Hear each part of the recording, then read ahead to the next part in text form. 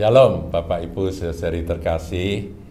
Jumpa lagi dalam acara Bincang-Bincang Santai.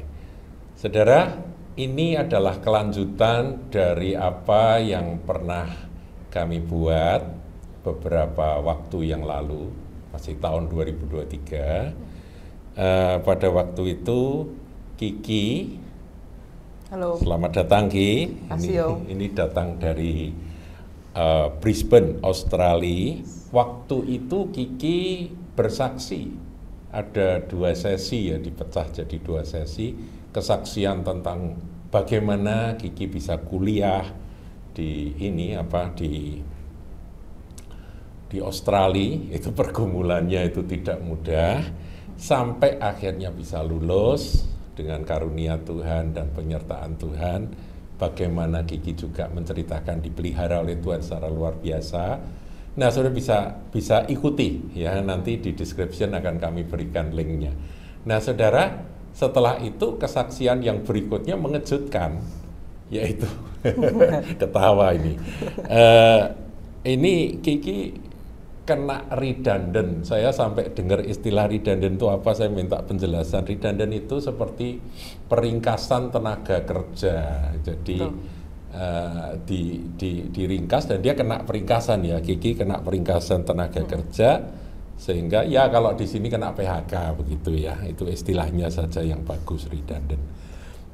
Nah, tentunya ini sempat membuat Kiki agak bingung ya. Nanti bisa disaksikan ya. Ya, selamat datang Ki. Kasih yo. Ya, kasih salam itu. Salam buat semuanya yang nonton. Puji Tuhan ya. Ya, jadi seingat Om Hin itu Kiki kena redundant itu justru waktu di Indonesia ya. Betul Om. Bulan Januari tahun 23. Betul. 2 hari setelah ulang tahun di mana Kiki mendapat surprise dari Mami dan kawan-kawan dipestakan. 2 hari setelah itu di redundant. Betul. Aduh, gimana ceritanya itu? Gejolak dari Kiki, sedikit kita flashback, kita ulang sedikit, gimana? Iya Om, jadi ingat banget karena itu pertama kali pulang Indo setelah COVID. Jadi udah lama nggak pulang. Jadi pas pulang, pas lewat ulang tahun kan di Januari. Jadi Mami ada rayain, surprise gitu kan. Iya itu, datang ya, betul surprise. Pertama kali juga ketemu orang segitu banyak yang udah lama nggak ketemu. Jadi ngobrol ya kan, banyak juga. Banget, ya. Betul, seneng, banyak yang tanya gimana Ki di Australia, dan pas itu memang udah banyak testimoni lah gitu, udah lulus, puji Tuhan lulus cum laude juga, kami super happy, udah dapat PR, udah dapat kerjaan. Jadi memang banyak yang di-sharingkan pas itu kan, oh ya puji Tuhan begini begitu, udah cerita, happy, semua udah kayak sukses ya Ki di situ, Tuhan memberkati segala macam, thank you tante, thank you Om semua. Udah kira udah kayak wah happy. Iya betul. 2 hari kena redundant. Waduh, shock ya itu ya. Baru cerita udah happy, 2 hari pekerjaannya dicabut. Pusing. Kaget lah, maksudnya itu aku inget banget karena memang yang pas pulang pada saat itu aku ada kerja remotely dari Indo. Jadi kejadiannya itu aku udah mulai kerja, tiba-tiba dapat meeting. Meetingnya jam, kalau nggak salah jam 3 sorenya Indo. Setengah jam sama CEO-nya sama HR. Nah, aku udah tanya semua orang ini meetingnya apa, nggak ada yang mau jawab. Tiba-tiba pas datang dibilang, oh your position has been made redundant. Wow. Kaget. 2 hari setelah ulang tahun. Iya. Aduh. Terus berlanjut kisahnya sampai Kiki pulang ke Brisbane lagi ya. Betul. Jadi pas dengar cerita itu, saya dengar kabar itu langsung message teman-teman kantor dulu pertama, ya kan. Kan memang ada beberapa yang deket lah gitu. Jadi mereka bilang, oh sorry banget, coba ya aku bantu cari kerja, coba apa. At the same time, apply kerja sendiri juga, karena kan sekarang gampang ya kan, bisa online. Jadi aku langsung, jadi ada platform namanya LinkedIn. Itu banyak orang pakai untuk cari kerja. Oh, untuk apply. Betul, untuk cari kerja. Aku langsung set open to work. Jadi aku lagi nyari, akhirnya banyak recruiter kontak. Jadi ada yang satu minta tolong teman, ada juga satu paralel recruiter yang cariin. Semenjak aku masih dari Indo itu, sebelum pulang, jadi udah mulai cari kerja. Itu Kiki kalau nggak salah pulangnya juga Januari atau? Betul, akhir Januari. Akhir Januari Kiki pulang ya. Nah terus gimana? Sampai di sana bagaimana? Nah, jadi sebelum pulang, aku ingat itu masa-masa Xinjia, Chinese New Year. Iya, Chinese New Year. Karena aku ingat keluarga pada datang dan aku cerita juga. Ya kan pas datang bilangnya oh ya sukses, pas mereka datang lagi buat Chinese New Year nggak ada kerjaan gitu. Jadi aku cerita lagi nggak ada kerjaan gini, tapi aku ingat pas itu aku udah cerita ada,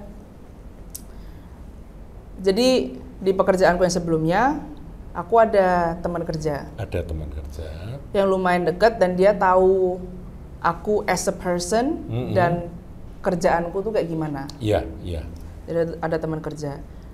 Nah, teman kerja ini punya teman, cuma teman kumpul aja gitu, punya teman.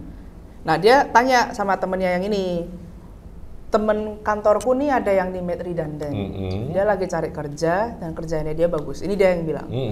Direkomendasi. Betul. Ya. Ada nggak kamu cari orang atau kamu tahu orang yang lagi cari orang, company yang lagi cari orang. Jadi dia tanya sama temennya gitu kan. Temennya ini bilang, oh kebetulan aku barusan dengar dari temanku, company-nya dia lagi cari orang, lagi cari developer gitu kan. Akhirnya jadi teman kantorku kontak temennya dia kontak temennya lagi, yang singkat cerita si orangnya ini email aku, Ki boleh nggak aku minta data diri, resume itu sini apa ya? Iya data diri. CV gitu ya mungkin ya. Iya CV. Itu supaya bisa tahu pengalaman kerjanya gimana, segala macam. Akhirnya aku kirimlah email. Puji Tuhannya, pada saat aku sampai di Brisbane, langsung dapat email untuk interview. Wow, langsung itu ya? Dapat. Berapa hari setelah sampai mendarat di Lupa, Brisbane? bisa jadi cuma sehari 2 hari. Wow. Bilang oke, kita interview ya, langsung kasih jadwal untuk interviewnya kapan gitu. Aku bilang minggu depan aja, karena pas minggu itu aku baru sampai dan ada hari libur nasional di Australia. Jadi minggu depannya aja. Oke, yaudah kita atur ya. Aku inget hari Senin, hari pertama of the week gitu kan, interview, dan karena ini referral dari temen, langsung dibikin interviewnya sehari semua. Jadi nggak panjang-panjang gitu ya, nggak harus berapa kali. Betul, langsung sehari interview. Akhirnya datanglah untuk interview, ketemu orangnya segala macam. Oke, happy. Besoknya langsung dikabarin dapat kerja. Langsung. Aduh. Jadi dari pulang. Ajaib ini. Betul. Dari Ajaib pulang ini. Cuma nunggu seminggu udah dapat kerja dan seminggu lagi masuk kerja. Aku ingat minggu pertama bulan Februari itu udah dapat kerja. Waduh, Tuhan luar biasa sayang sama Kiki. Nah itu kerjaan di tempat yang baru itu secara posisi sama atau beda dengan yang lama, Kiki? Posisi lebih naik. Lebih naik. Nah itu juga ada ceritanya sendiri Om. Jadi pada saat interview kan biasa ditanya gaji maunya berapa, nego gitu kan. Nah aku naikin dulu. Jadi misal contoh, misal gajiku 2 juta. Pas orang tanya sekarang gajimu berapa, aku bakal bilang 3 juta. Jadi pada saat aku minta gaji lebih tinggi, aku mintanya 4 juta. Jadi pas mereka mau nego, biasanya antara 3 atau 4, di mana aku pasti naik. Ya kan? Kadang-kadang dia 2 juta gitu. Ini ya. Betul. Itu kalau nego biasanya kayak gitu. Iya. Nah, yang ini kan kepepet, Om. Nggak berani aku minta ketinggian, malah nggak dikasih kerjaan. Jadi aku bilang, oh aku memang sekarang 2 juta. Aku minta nggak usah tinggi, 2,5 apa 3 juga nggak apa-apa, karena butuh kerja. gitu kan. Terus aku ngomong gitu 2,5 atau 3 nggak apa-apa. Puji Tuhannya pas offernya keluar, penawarannya keluar, malah dia kasihnya seakan-akan 4,5 juta. Wow, berarti gaji posisimu naik, gajimu juga naik banyak. Udah gitu, company yang lama kasih pesangon. Ini namanya apa? Rezeki nomplok. Iya. Betul. Jadi dari stres, susah, kena redundant, kamu pulang di sana disambut dengan berkat ya. Dahsyat. Wow, itu kesaksian kalau orang berkenan pada Tuhan itu jalannya diatur. Haleluya. Nah, terus dalam bekerja bagaimana? Ini apa? Kiki menyesuaikan diri dengan situasi yang baru, suasana baru itu bagaimana? Adakah berkat khusus atau benefit khusus, manfaat apa dari semua yang baru ini? Nah, sebenarnya tentang pekerjaan pada saat itu, sebelum masuk yang baru, pas di redundant itu pun ada concern utama. Jadi mau cerita ke Om Hin dan penonton semua, kalau Tuhan itu juga udah kasih berkat bisa beli rumah di Australia. Jadi pada waktu company yang lama, sebelum redundant itu, Kiki sudah bisa beli rumah. Betul. Tapi kan sana model mortgage ya, cicilan ya. Betul. Jadi memang dianjurkan untuk mortgage, ada pinjaman gitu kan. Nah, pinjamannya itu ditentukan dari mana? Salah satunya adalah dari gaji. Jadi dari gaji seberapa besar, mereka bisa nentuin, oke, aku bisa pinjemin kamu segini. Disebutnya borrowing power. Nah, pada saat di redundant, concern utama adalah mortgage-nya. Oh, kamu apakah bisa mendapatkan mortgage itu karena tidak punya pekerjaan? Betul, kan gitu. Karena nggak ada pekerjaan, dan itu pada saat posisi mereka masih nge-track gaji bulanannya berapa. Iya, ya gaji bulanan putus ya. Nah, putus, kan nggak ada. Nah, puji Tuhannya yang nggak pernah kepikir adalah kan dapat kerjanya itu dalam 2 minggu. Jadi seperti nyambung ya. Betul. Seperti nggak ada masalah. Betul. Begitu. Jadi justru aku bilangnya ke orang bank, aku pindah kerja dapat naik gaji. Bukannya dipecat. Dahsyat ini. Iya. Jadi justru memang pas itu concern utama mortgage. Karena itu akhirnya pada saat bisa dapat kerja yang baru, langsung yang aku pertama kerjain adalah mortgage-nya. Mortgage-nya diupdate. Oke, sekarang gaji sudah naik, malah puji Tuhannya lagi, akhirnya borrowing power-nya kan lebih besar karena gajinya naik. Nah, itu kan apa itu berimbang dengan itu ya. Betul. Betul. Jadi pinjamannya bisa lebih besar supaya DP-nya lebih kecil. Jadi kamu lebih ringan nantinya. Betul. Jadi ya berkatnya ganda ya, double ya berkatnya. Betul. Memang plan yang nggak kepikiran lah. Dan untuk balik ke pertanyaan yang tadi, pas sudah masuk kerja yang baru, awalnya masuk dengan mental takut. Pasti itu. Iya. Karena pekerjaan pertama dan pemecatan pertama di company yang sebelumnya. Jadi masuk itu takut. Ternyata pas sudah masuk lihat teman-temannya itu jauh lebih baik dari company yang sebelumnya aku kerja. Betul. Itu juga aku kaget karena kenapa lebih baik gitu kan? Satu, orangnya jauh lebih friendly. Tipe-tipe yang kalau lunch itu, ayo kita pergi lunch bareng yuk. Gitu. Ayo kita kumpul bareng segala macam. Lebih ramah. Iya, lebih ramah friendly, dan menganggap teman kerja itu adalah orang, bukan pekerja. Jauh lebih ramah, akhirnya hubungan bisa terbentuk jauh lebih baik daripada yang sebelumnya. Kedua, jujur di tempat yang sebelumnya itu kurang ada challenge. Jadi terlalu nyaman ya. Betul. Malahan, ya. Terlalu nyaman, pekerjaan juga santai, teman-teman yang satu level itu juga santai semua. Tapi yang di tempat yang baru itu ada satu orang yang pinter banget.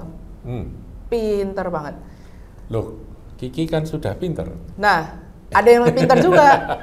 Jadi akhirnya bukannya bosan, malah tiap hari mikirnya, wah ada teman ini, ayo kita kerja bareng. Akhirnya kita berdua paling klop. Semua orang satu kantor tahu kita klop banget. Klop, kerja bareng. Kerja bareng, karena tiktokannya cepat. Gitu. Jadi dan ada. Kamu juga mendapatkan banyak apa ya, pembelajaran melalui pergaulan sama teman yang pintar. Betul. Ini ya. Kerja bareng sama dia. Kerja bareng dan ada juga yang menurutku sangat unik. Jadi ada satu tradisi di company ini, di mana tiap kali ada orang baru masuk, itu dia CEO-nya bakal set up namanya catch up. Catch up itu ngobrol lah gitu. Ngobrol sama orang yang baru masuk ini. Jadi biasanya ngobrolin kayak, oh dulu kerjanya di mana, kenapa tertarik masuk sini. Beneran ngobrol sehari-hari gitu kan. Betul. Nah, aku juga ada catch up sama CEO-nya pas pertama kali masuk. Oh ya. Ya kan? Ada catch up gitu. Nah, yang aku nggak tahu adalah catch up-nya ini cuma ada pada saat baru masuk. Oh. Ya kan? Jadi pada saat orang masuk, sedalam seminggu apa 2 minggu, dia atur kecapnya untuk kenal orang baru ini. Iya. Aku kirain itu berlanjut. Itu berlanjut. Jadi aku ngomong sama CEO-nya, ini CEO, jadi paling atas di company ini, CEO-nya. Aku ngomong, oh aku appreciate banget loh, kamu ada bikin kecap kayak gini, yang rutin. Aku ngomong gitu, karena aku nggak tahu kalau itu sekali doang. Aku ngomong itu, untungnya CEO-nya baik. Jadi sama dia malah di schedule bulanan. Jadi satu company yang ada kecap bulanan sama CEO, cuma aku.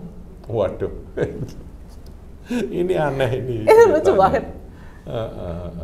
Itu lucu banget. Sampai orang-orang tanya, gimana caranya kamu bisa dapat kecap yang rutin sama CEO? Yang lain nggak ada.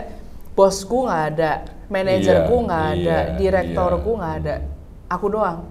Kok bisa? Malah mereka aku kayak awalnya aku nggak expect coba ngomong itu, tapi CEO-nya itu, dan akhirnya ini salah satu platform yang dimana aku belajar banyak, karena belajar langsung sama CEO. Oh ya, jadi kamu bisa menanyakan apapun pada CEO. Betul. Karena itu gara-gara catch up yang pertama itu yang kamu lanjutkan itu. Betul. Jadi malah seakan-akan Tuhan persiapkan jalan yang fast track.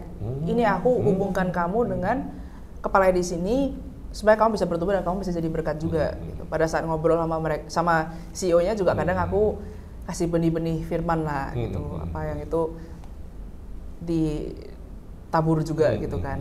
Itu CEO-nya sudah lanjut usia atau? Sudah lanjut usia, cewek. Cewek 60 apa 70-an kalau nggak salah. Pinter ya. Iya. Cara lead-nya bagus banget. Culture yang dia bikin very good. Gitu. Nah, jadi ada itu. Dan terakhir yang menurutku paling berkesan dan jadi pelayanan lanjutan. Tadi kan aku bilang teman-temannya semua ramah. Akhirnya pertemanannya itu kita lanjutin juga setelah pulang kantor. Jadi di luar jam kerja. Betul. Jadi kita ada grup Discord lah. Discord itu platform yang biasa dipakai anak-anak muda. Tahu Discord. Nah, kita ada grup di situ. Jadi sering ngobrol, sering catch up, sering apa. Akhirnya buat aku menganggap mereka sebagai teman.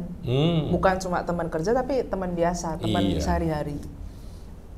Nah, dari situ kan aku di Brisbane juga terlibat pelayanan, dan di situ kita banyak lah event-event yang kita lakuin untuk anak-anak muda. Jadi contoh kita ada barbecue outing, kita ada main games bareng, kebetulan di rumah juga gitu kan. Akhirnya menjadi sarana di mana aku bisa bawa teman-teman kantor ini untuk ikutan aktivitas-aktivitas di gereja. Wah. Jadi Kiki bukan saja diberkati di company baru, tapi juga menjadi berkat bagi teman-teman kerja. Secara rohani dia bisa membawa kepada Tuhan. Iya. Jadi memang orang-orang Australia itu rata-rata orang Australia asli ya, orang-orang bule ya. itu mereka ya ngakunya Kristen tapi sebetulnya mereka nggak kenal Tuhan Yesus. Iya, betul. Betul. Jadi teman-teman di kantor itu tahu, semua orang tahu lah Yesus itu udah pernah dengar gitu. Tapi justru mereka menolak karena mereka, buat aku lihatnya mereka punya banyak hurt di masa lalu. Betul. Entah mereka sendiri, entah orang tua mereka, family mereka ada hurt. Nah, hurtnya ini mereka bawa sampai mereka bilang, ngapain ada agama kalau tujuannya cuma nge-hurt orang. Iya. Gitu. Nah, jadi kepahitan ya. Betul, ada kepahitan, exactly. Nah, jadi dari sarana-sarana ini tujuannya itu bukannya langsung kayak, oh kamu harus repent, kamu harus terima Tuhan Yesus, tapi bikin mereka nyaman dengan suasana di gereja. Betul, betul. Ini anak-anak yang lagi bertumbuh kan, anak-anak youth-nya juga gitu kan. Jadi kita kenalin ini anak-anak youth-nya gitu, dan kita tunjukkan how we are being set apart. Dimana kita itu berbeda. Kita nggak ada ngomong kasar. Aku di kantor juga nggak pernah ngomong kotor, gitu kan. Dimana mereka sopan dengan orang tua. Ya, itu dimana cara ngomong. Surat terbuka itu ya, dia, seperti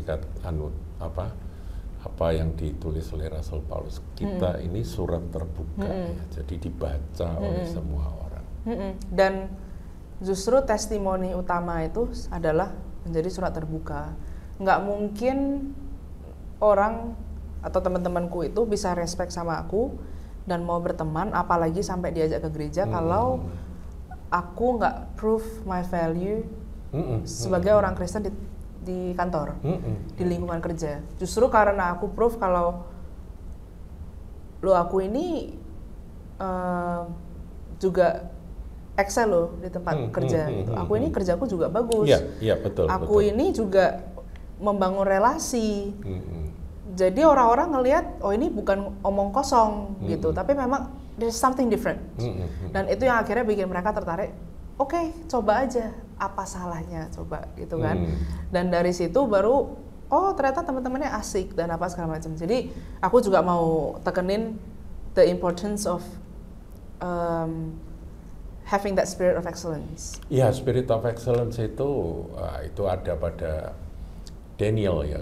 Kalau Kiki baca di dalam bahasa Inggris kan dikatakan because he has an excellent spirit gitu. Jadi spirit yang unggul. Iya. Tapi itu memang betul. Betul. Itu bukan kita usahakan. Iya. Itu Tuhan yang kasih dan kita tinggal mengikut aja. Gitu. Justru kalau ditarik apa benang merahnya dari dulu pasti made redundant sampai bisa dapat kerja, sampai bisa ada pertemanan ini dan bawa orang ke kantor, selain memang Tuhan yang izinkan, aku bisa bilang it's the spirit of excellence. Betul. Karena kalau di company gue yang sebelumnya kerja aku nggak bagus, nggak mungkin teman kantor mau bantu cari kerja. Betul. Gitu. Kalau memang kerjanya nggak bagus, nggak mungkin pada saat interview itu bisa dapat. Nggak mungkin. Jadi kalau di Australia kan juga ada namanya probation itu masa percobaan. Betul. Jadi situ juga ada dikasih 3 bulan probation. Nah itu kalau bukan karena spirit of excellence juga nggak bakal lewat. Betul. Dan akhirnya pertemanan itu juga mereka ini orang-orang pinter, pinter banget. Nggak mungkin mereka bisa put respect untuk orang yang kerjanya yang penting sehari lewat aja, itu nggak mungkin. Nggak mungkin gitu. Jadi dengan having that spirit of excellence itu dimana kita bisa menjadi surat yang terbuka, menjadi kesaksian dimana orang-orang juga bisa lihat, oh memang Tuhan itu ada di dalam hidup orang ini. Gitu. Nah ini toh saya tadi soal spirit of excellence ini kalau saya teringat akan ayat ya di dalam Daniel pasal 6 ayat yang ketiga. Dikatakan maka Daniel ini melebihi para pejabat tinggi dan para wakil raja itu kan dia bekerja di kerajaan ya ini zaman Darius karena ia mempunyai roh yang luar biasa. Nah itu dalam bahasa Inggrisnya because an excellent spirit was in him.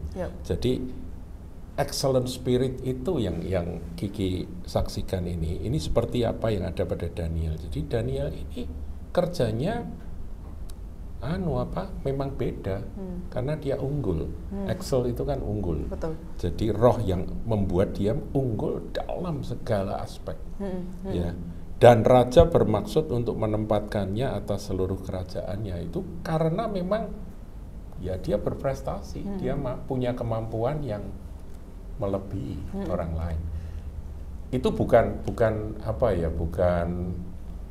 Kiki ingin begitu, tapi itu memang ada di dalam diri. Cuma Kiki harus mau bekerja, mengikuti, mau taat, dan itu menjadi kesaksian sebetulnya. Betul. Seperti ini, seperti Daniel. Luar biasa. Wow.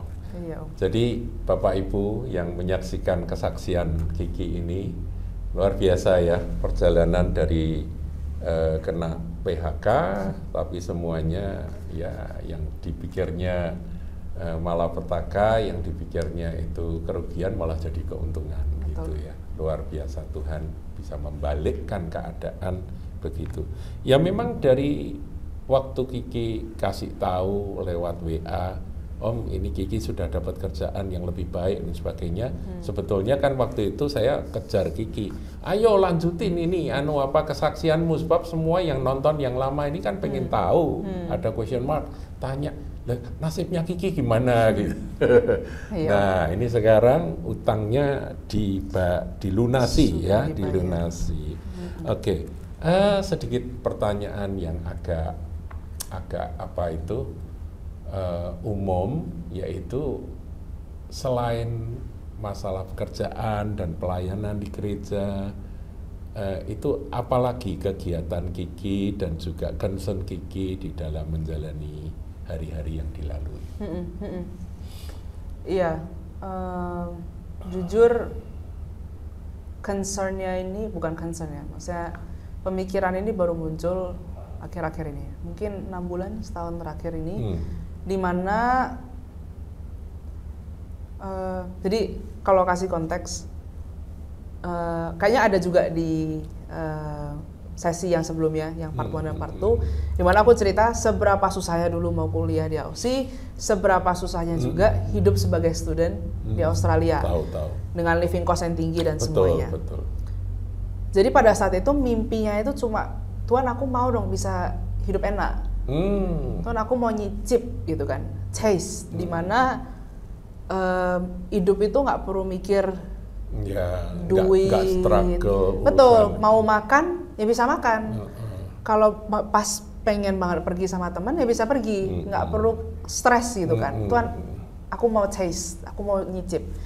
Akhirnya dikasih pekerjaan yang pertama kan, yang dimana itu aja sudah sangat baik. Sudah sangat baik, dengan berkat Tuhan semuanya. Akhirnya sudah nyicip. Terus kena redundant, awalnya mikir dunia semua runtuh. 2 minggu nggak jadi runtuh. Ya, sudah baik lagi, begitu. Malah double-double. Betul. Akhirnya dapat kerjaan jauh lebih baik lagi, nyicipnya lebih kerasa lagi. Betul. Lebih kerasa di mana? Oh sekarang kan, pas itu rumah memang masih dibangun sih. Tapi udah ada feelingnya tuh secure, karena sudah ada rumah, mobil juga sudah oke, mau kemana-mana gampang, pulang juga tinggal ke rumah, gaji lebih dari cukup, gaji jauh lebih dari cukup. Akhirnya keinginan untuk nyicip itu berubah, dimana berubah jadi, oh ternyata ya memang yang orang-orang ngomongin itu benar. Pada saat sudah nyicip, ya gitu aja. Jadi sebetulnya bukan itu tujuan. Bukan itu, iya. Ada sesuatu yang lebih penting. Betul. Jadi aku bisa testify sendiri kalau punya duit banyak, it's not fulfilling. Jadi uang itu bukan sesuatu yang bisa memenuhi kekosongan atau kebutuhan batin kita. Betul. Jadi akhirnya ya hidup begitu aja. Lihat duit, masuk gaji, memang aku gaji tiap bulan juga kan. Tiap bulan masuk juga kayak, sudah. Akhirnya justru malah mencari-cari apa yang harus dibeli, meskipun nggak butuh, dicari-cari aja gitu. Ya, karena itu memang biasanya begitu. Biasanya begitu, kalau ada duit nganggur gitu, terus nggak butuh juga juga cari gitu. Karena ini kan harus dipakai, pikirannya begitu. Betul. Karena mikirnya siapa tahu yang ini bakal memuaskan. Ternyata enggak. Jadi lanjut lagi, yang ini deh pasti memuaskan. Enggak juga. Gitu. Jadi semua juga udah nggak memuaskan. Akhirnya sampai Tuhan reveal. Reveal-nya itu terutama pada saat, I think trigger-nya itu adalah pas Mami datang ke Australia, September kemarin. Oh, September ini ya, September tahun lalu. 2024. Mami datang, terus itu pertama kali Mami datang sudah ada rumah, gitu kan. Yaitu pekerjaan juga sudah lebih baik. Akhirnya ya aku bilang, Mami, udah Mami mau kemana? Aku aja. Mami butuh aku ambil cuti, aku aku temenin Mami. Justru di situ Tuhan reveal di mana ada panggilan sebagai seorang anak. Ya, sebentar. Ini penting ini. Jadi para saudara-saudari muda yang masih punya orang tua perlu dengerin ini.